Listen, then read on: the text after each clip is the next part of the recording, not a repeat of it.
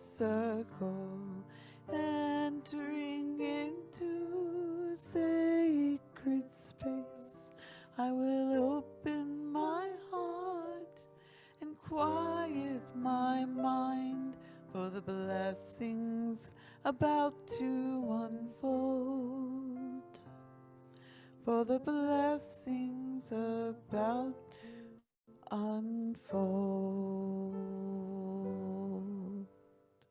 So, welcome to Beltane, welcome summer, welcome to the blooming and the blossoming earth. Beltane is one of the cross-quarter days on the pagan wheel of the year, which according to the Old Farmer's Almanac begins the summer season. So this is the beginning of summer. Modern pagans represent the year as a wheel, and you can see up here I have all the different holidays that are the wheel of the year that modern pagans use.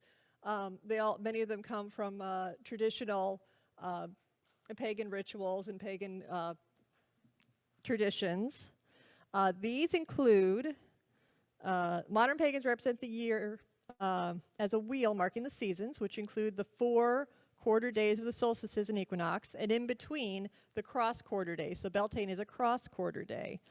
It is traditionally celebrated on May 1st and is in between the spring and the summer equinoxes. So the cross-quarter days are the ones in between the equinoxes and the solstices, so if that makes sense. With the solstices and equinoxes showing the balance of the earth, the cross-quarter days are the changes of the seasons. They are often considered liminal times, which means the veil between the worlds becomes much thinner. So much like it's Samhain, which is Halloween, this is the time where we can commune with our ancestors. So it's the across time from that. So this is the blooming and blossoming time, whereas that is the harvesting and the reaping and sowing time. So Beltane is also a time when the other worlds, much like that, are more accessible. And divination is very common with the ancestors and nature spirits. The earth is blooming, and as the Fae cross the thresholds, they are traditionally offered gifts in an effort to appease or gain their favor. As the Fae are mischievous and have their own agendas, be cautious. A request to the Fae should not be done lightly. There are many stories of the havoc they can cause, of wanderers becoming lost in the fairy realms during times of revelry.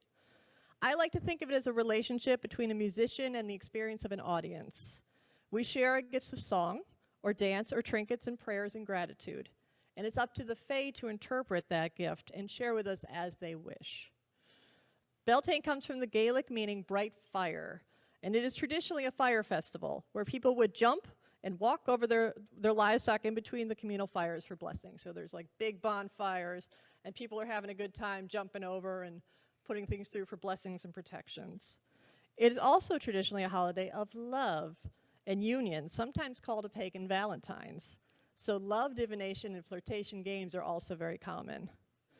Unions were common during this time, and weddings are still today common in May or June for this reason. Although some believe it's unlucky to marry in May, as it is reserved for the union of the gods, hence the popularity of June weddings. And the honeymoon was a literal spoonful of honey as a symbol of the sweetness of the union of their lives. Couples would often sneak away from the fires for a blessed union. Hand-fasting traditions sometimes have a coupling for a year and a day from these unions before deciding to make the match official. The most well-known symbol of Beltane is the maypole, which we'll be doing tonight. It is a phallic representation wrapped in the feminine of the ribbons. So it's a celebration of their union, of the gods and the goddesses, and a celebration of the bounty, a celebration of fertility that would give rise to a bountiful harvest in the fall, which of course during that time was very important to our ancestors, as a bountiful harvest in the fall was a matter of survival over the cold winter months. Traditionally, men and women would dance the maypole, a fun and flirty dance, as they weave the ribbons. As a symbol of fertility for a prosperous year, the whole community can participate in this dance.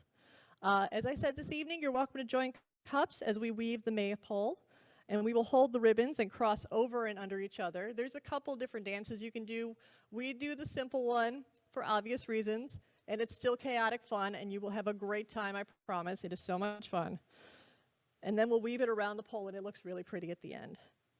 I'm going to share with you a video real fast about a little bit of the tradition of the maypole.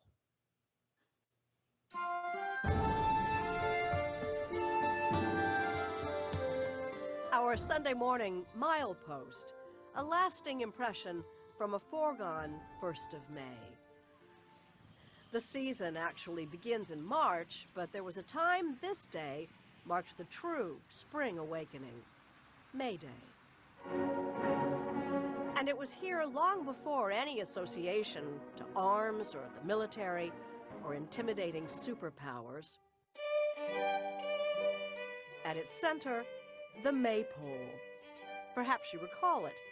Maybe you even danced around one. The tradition spans centuries and continents, with its origins as varied as the costumes. Popular at campgrounds as well as campuses, the maypole even did a cameo on the lawn of the White House. You can also find the maypole on the cover of magazines, The New Yorker, Vanity Fair, Better Homes and Gardens. There we go. Keep going. These days, it's a faded custom, but in a few places across the country, there are signs of a comeback. In fact, at Bryn Mawr College near Philadelphia, it's never gone away. That's Katharine Hepburn when she was a Bryn Mawr student in 1928, performing in a May Day play.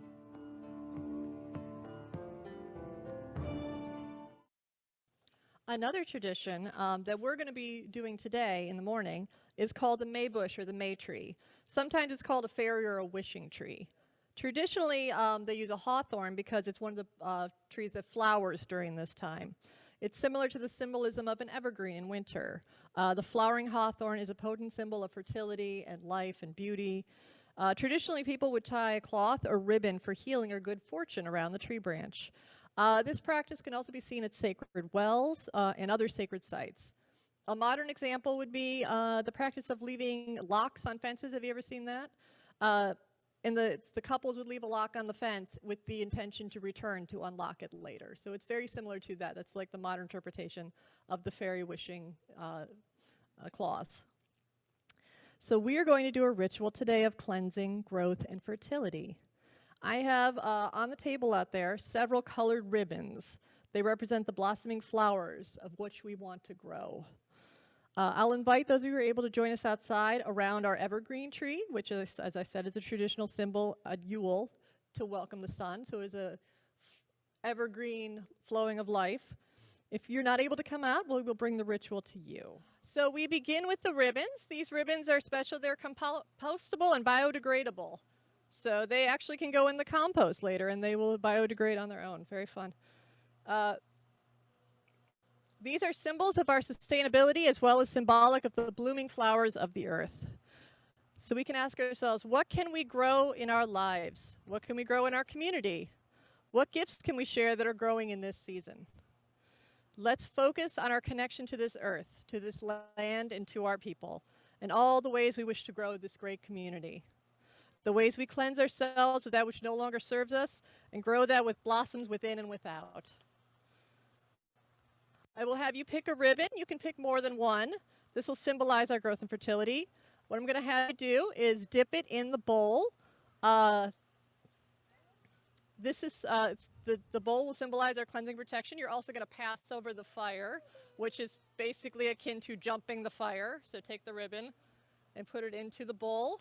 The water in there, we have a little honey, as I said, for the sweetness of life.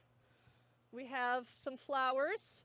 And we have some of our legacy water, which we use every year at our water ceremony, which is a symbol of our community. So we have all that in the water there. So take your ribbon, dip it in there, and then we're going to put it on our little evergreen tree over there. So you get to tie a ribbon to make that beautiful and blossoming and beauty of the spring.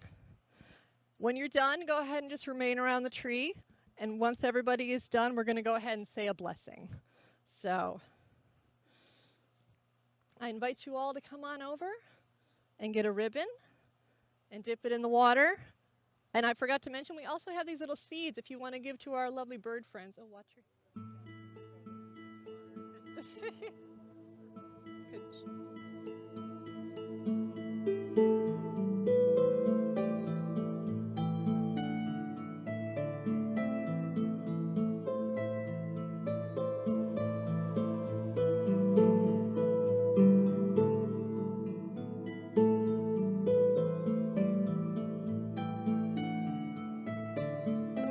blessing for the tree and for all our nature friends.